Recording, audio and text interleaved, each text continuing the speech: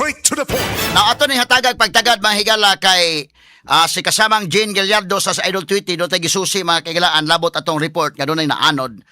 Kumikanis baha mga higala pero ato pa na ipa-confirm. Dili pa ta mahigala mo ditso og kuana na pero kagahapon og sa milabay mga adlaw kini pag-uwan-uwan grabe ang atong mga sinati nga baha labi na ta diri sa Cebu. Mao ni ron ang realidad. Mao ni atong giingon mahigala nga malagmit kung imong analisaron nganong taas mag-rating si Sara Duterte ron sa tay subject for impeachment.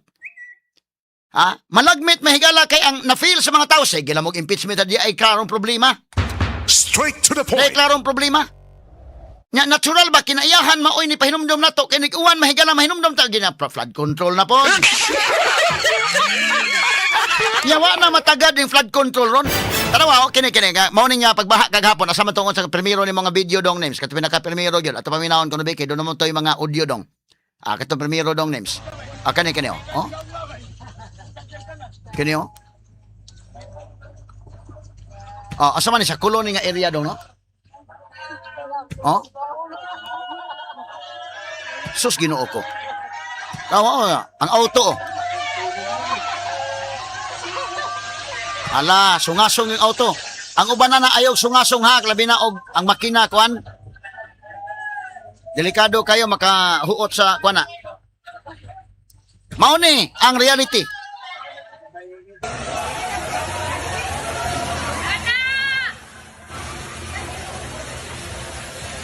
Tanawa.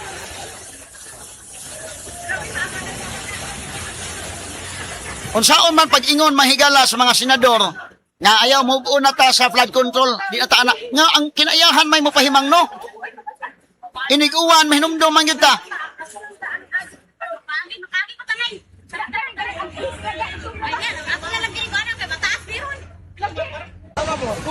Nawa oh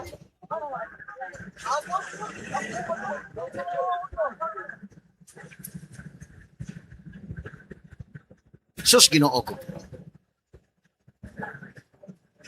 Manya to na sinati mahigala. Wa pa gani bagyo ha nga kwan, kay kining bagyo ha nga giingon sa Pag-asa. Wa ni direktang effect sa ato. Habagat ra ni, pero mo niya to na sinati. Mo niya angay pangandaman.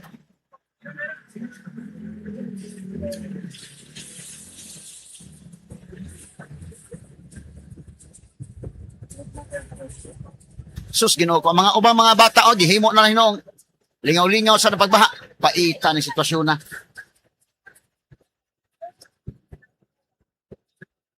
Kana, unsaon man nimo na? Ala, impeachment. Kapadayon na lang ng impeachment.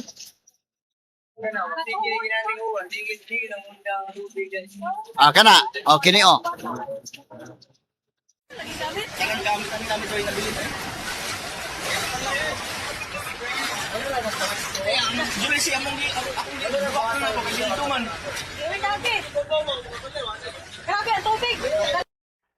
Mo ni mahigala oh.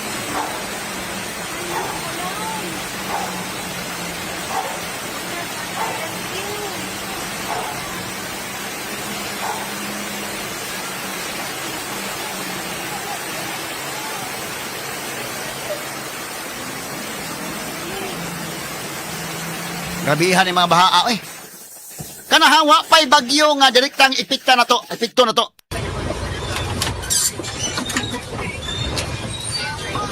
Mao ni ang realidad. Mao ni ang problema nga dapat i-address.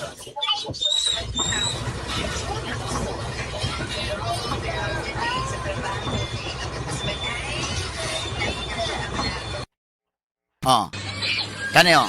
Asa man Espardo man nga area. Kisa man po ni siging kuan diha. Asa ni epekto gyapon ni square dai?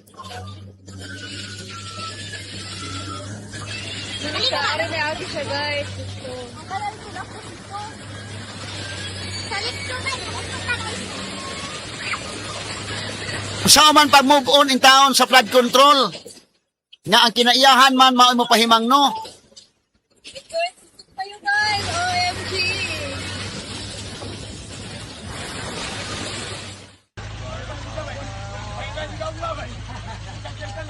Sa man pag move on.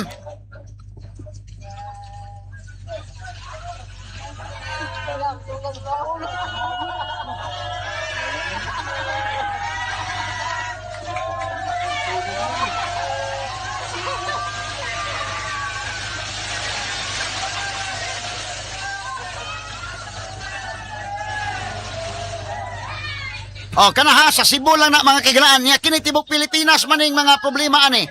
Gani sa Jinsan kasamang names. Oh, kanisa. Ano sa maning? Oh.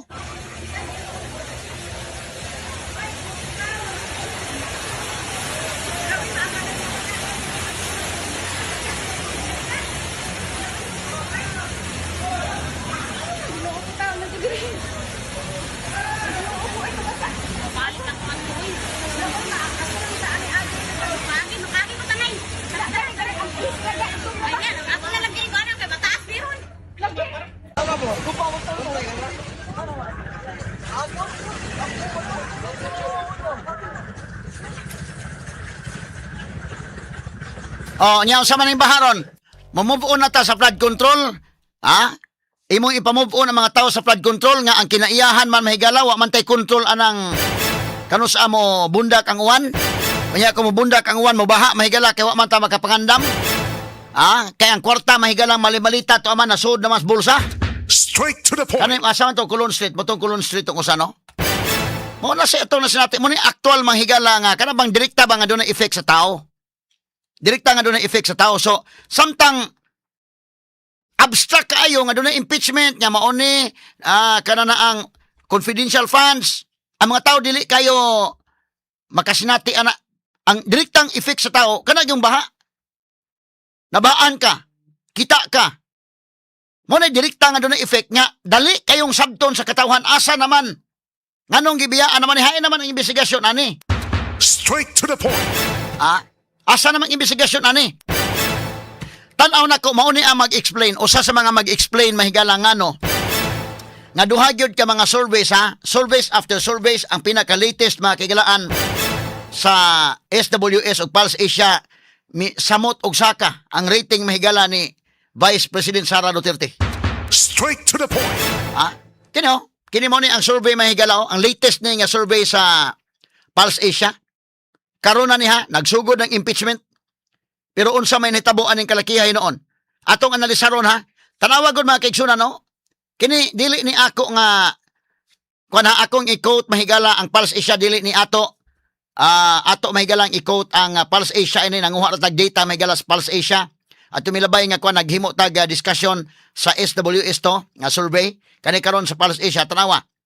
Ang resulta makigalaan ni Sara Duterte ang iyang score is 29%. 49%. Tanawa ko no?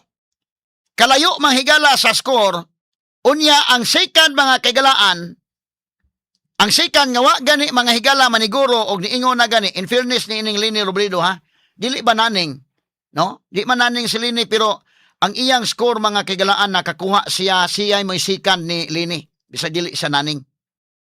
Nga diin mga higala ang iyang nakuha is 26% ba ni? Kana. So 26% si Leni Robredo 26%. Second siya ni Sara.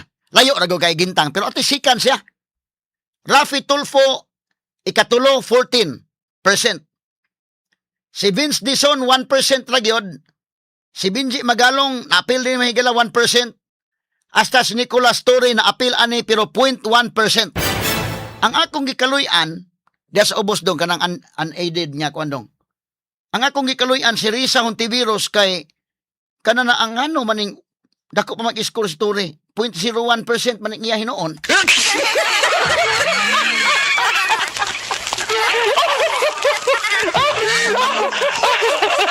Ato ba lang Gagit tala magkatawa-katawa pero naluoy baya kong Risa kay ngano naningkamot baya siya, no? Nisugod na ko sa glusa dito sa Bacolod, dito sa Cebu katong Risa na ana. Gipatapok ang mga tao mahigala niya. Doon ay mga graduation, disuri-suri na si Risa bagyod nga. Mga speaker sa graduation ana. Pag resulta mahigala sa survey mao ni ang score 0.01. Na unsang kalakiya kaluoy tagamay ba kay naningkamot magod. Risa na movement ba, no? Di mo pareha uban kini Lini, wa naman ni maningkamot sa Lini. Lini di nako Pero iyang score may gala 26%.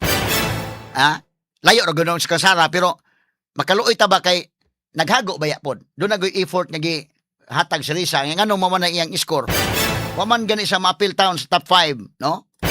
Makakuan sa tagamay ba nga dako bay gasto ning ilang rally-rally. Nagkuan ba isla kay siyempre ang sound system lang na. Dili na ba bisag gani si Kuya kuan nga mo itag-iya sound system to gamiton di man na magpa-free.